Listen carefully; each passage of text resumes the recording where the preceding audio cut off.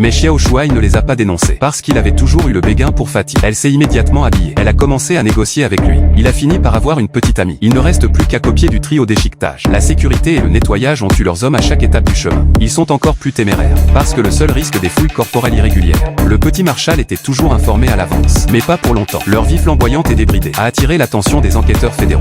Marie a senti un soupçon de quelque chose d'anormal, mais c'était trop tard. Le jour suivant, l'enquêteur est venu à la banque, avec des photos du style de vie somptueux de ces hommes. Mais le président autopayant n'y a pas cru. Il était convaincu que son système de sécurité était impeccable.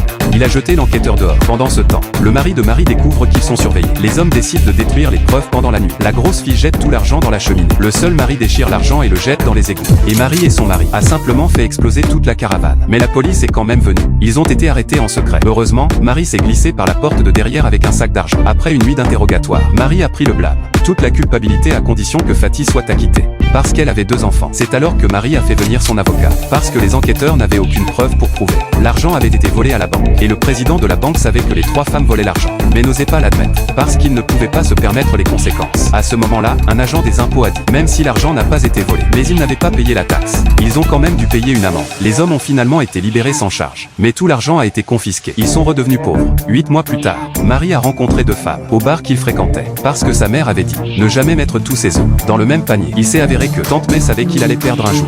Donc à chaque fois qu'elle mettait la main sur un, elle prendrait secrètement une partie de l'argent. Au bar où il venait souvent. En regardant la pièce pleine d'argent, les 3 femmes se sont serrées l'une contre l'autre, excitées.